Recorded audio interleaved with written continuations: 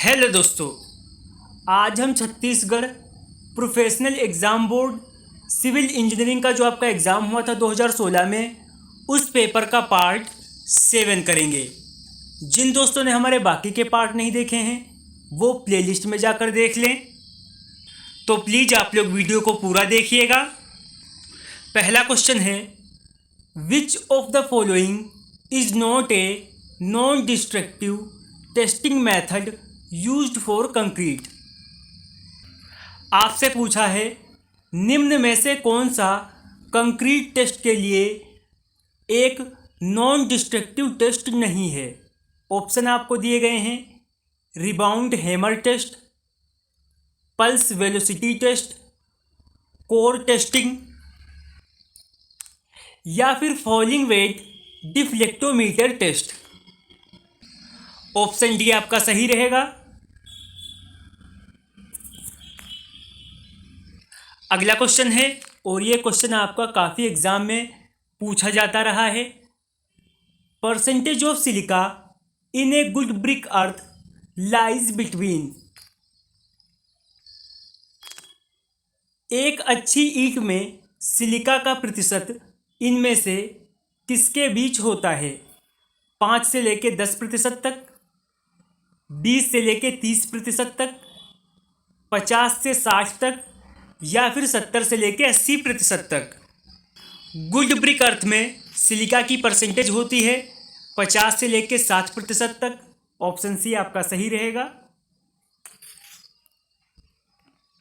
यहाँ पर आपको कुछ पॉइंट और दे रखे हैं, हम कवर करके चलेंगे। सिलिका ईंट की मिट्टी का मुख्य घटक होता है।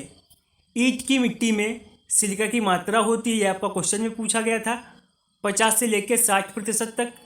ये ईंट को सिकुड़ने यानी श्रिंकेज, दरार पड़ने यानी क्रेक, टेढ़ा होने तथा फटने से रोकता है और इसकी सहायता से ईंट को सही आकार में ढाला जा सकता है। सिलिका ईंट की स्ट्रेंथ को इंक्रीज करता है और कॉर्नर पर स्ट्रेंथ प्रोवाइड करता है।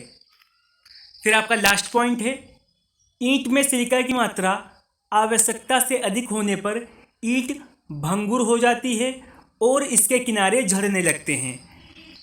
अगला क्वेश्चन है, what happens of the constitutions of brick when a raw bricks is heated in the temperature range of 700 to 1000 degree Celsius. पूछा है, जब किसी कच्ची ईंट को 700 से लेकर 1000 डिग्री सेल्सियस तापमान पर गर्म किया जाता है तो ईंट के अवयवों का क्या होता है। उसमें फिजिकल चेंज होते हैं, केमिकल चेंज होते हैं, डिहाइड्रेशन होता है या फिर कलरिंग ऑफ ब्रिक्स होता है। कच्ची ईंट को जब 700 से लेकर 1000 डिग्री सेल्सियस पर गर्म किया जाता है तो उसमें होते हैं केमिकल रिएक्शंस। ऑप्शन बी आपका सही रहेगा। कुछ पॉइंट और हम करेंगे। कच्ची ईंट को पकाने के लिए पत्थरी कोयले का यूज किया जाता है। ईंट भट्टों में 24 घंटे में पक जाती है। ईंट को ठंडा होने में 8 से 10 दिन लगते हैं।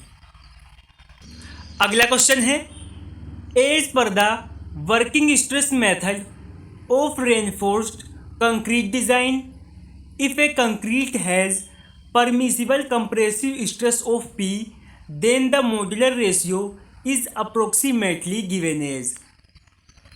यहाँ पर पूछा गया है, रेनफोर्स कंक्रीट डिजाइन के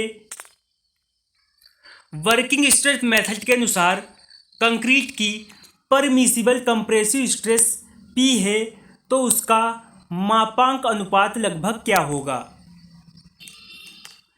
93 पी होगा, 140 पी होगा, 210 पी होगा या फिर 280 पी होगा। तो ये होगा ऑप्शन ए आपका सही। नेक्स्ट क्वेश्चन है, shear reinforcement in reinforced cement concrete beam is usually provided in all of the following way except। Reinforce cement concrete beam में शियर रेनफोर्स सीमेंट सामान्यतः निम्न सभी तरीकों में दिया जाता है सिवाय एक को छोड़कर। पूछा है किसमें नहीं दिया जाता है? स्ट्रेप्स के रूप में, as a inclined bar, longitudinal bars या स्ट्रेप्स और इंक्लाइंड बार दोनों।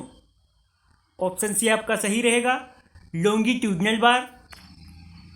अगला क्वेश्चन पब्लिक हेल्थ इंजीनियरिंग से है। Settling velocity of the particle is given by.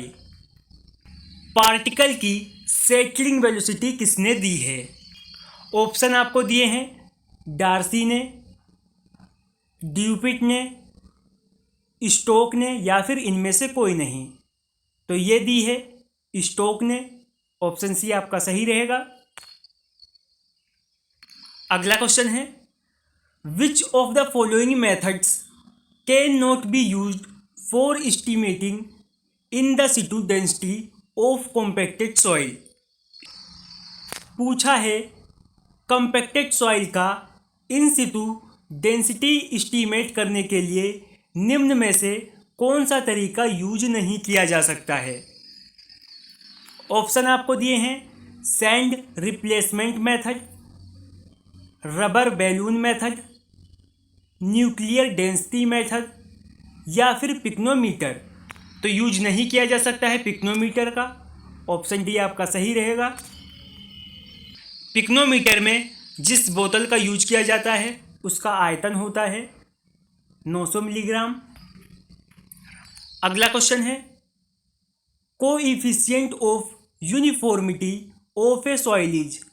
मृदा का समानता गुणांक कितना होता है? ऑप्शन आपको दिए हैं, हमेशा 1 से कम होता है, हमेशा 1 के बराबर होता है, 1 के बराबर या कम होता है या फिर 1 के बराबर या उससे ज़्यादा होता है। तो सॉइल का समानता गुणांक जो है ऑप्शन डी आपका सही रहेगा, 1 के बराबर या उससे ज़्यादा होता है। यहाँ पर आपको कुछ पॉइंट और दिए गए हैं। समवर्गीय सॉइल का समानता गुणांक का मान 1 से लेके 5 के बीच होता है। आपकी जो पुअरली ग्रेडेड सॉइल होती है उसका समानता गुणांक 5 से लेके 15 के बीच होता है। आपकी जो वेल ग्रेडेड सॉइल होती है उसका समानता गुणांक 15 से ज़्यादा होता है। ये पॉइंट भी आपको याद रखने होंगे।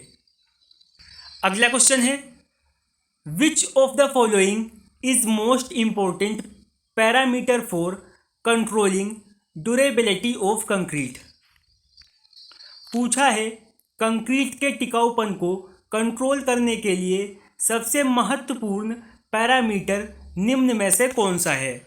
ऑप्शन आपको दिए गए हैं, फिनिश, क्यूरिंग, परमेबिलिटी या फिर टेंजाइल स्ट्रेंथ। ऑप्शन सी आपका सही रहेगा। यहाँ पर कुछ पॉइंट और हम कवर करके चलेंगे। कंक्रीट का टिकाऊपन उसकी पारगम्यता के कारण बहुत अधिक प्रभावित होता है। परमेबिलिटी से कंक्रीट में गैस, लवण इत्यादि हानिकारक तत्व पानी के साथ मिलकर कंक्रीट में घुस जाते हैं और उसे वीक बना देते हैं। कंक्रीट का टिकाऊपन को बढ़ाने के लिए उसके लिए यूज करते हैं हाई स्ट्रेंथ वाली सीमेंट कंक्रीट का और मिनिमम वाटर सीमेंट रेशियो का। कंक्रीट की तराई अवधि बढ़ाकर तथा उत्तम जल निकासी अपनाकर इसके टिकाऊपन को बढ़ाया जा सकता है। अगला क्वेश्चन सर्वे से है, the operation of revolving the telescope 180 degree in a vertical plane about its horizontal axis is. पूछा है क्षैतिज अक्ष पर टेलीस्कोप को इसके ऊर्ध्वाधर तल में 180 डिग्री घुमाने की जो क्रिया होती है वो क्या कहलाती है? उसे ट्रांजिट कहते हैं या स्विंगिंग कहते हैं या फिर रिवर्सिंग कहते हैं। इसे कहते हैं ट्रांजिट। ऑप्शन ए आपका सही रहेगा। अगला क्वेश्चन है, in general if the water to cement ratio of concrete increases it permeability. पूछा है सामान्यतः जैसे जैसे कंक्रीट में पानी का सीमेंट से अनुपात बढ़ता है इसकी पारगम्यता क्या होती है? तो इसकी पारगम्यता जो है वो इंक्रीज होती है। ऑप्शन ए आपका सही रहेगा। एग्रीगेट जितना अधिक मोटा होगा, कंक्रीट उतनी ही अधिक पारगम्य होती है।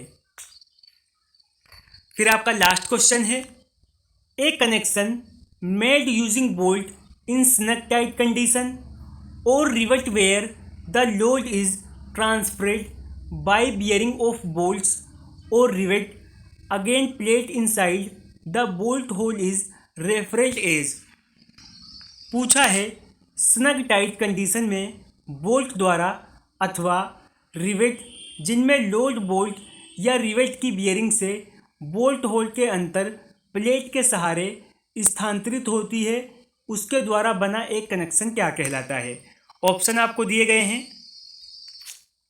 बियरिंग टाइप कनेक्शन कहते हैं, स्नग टाइप कनेक्शन कहते हैं, शेयरिंग टाइप कनेक्शन कहते हैं या फिर टोर्जन टाइप कनेक्शन कहते हैं।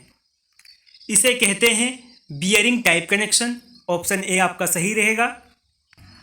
आज हमने सीजी व्यापम जेई के प्रीवियस ईयर पेपर का पार्ट 7 कंप्लीट कर लिया है। अगर वीडियो आपको पसंद आई हो तो लाइक करें, शेयर करें, चैनल को सब्सक्राइब करें।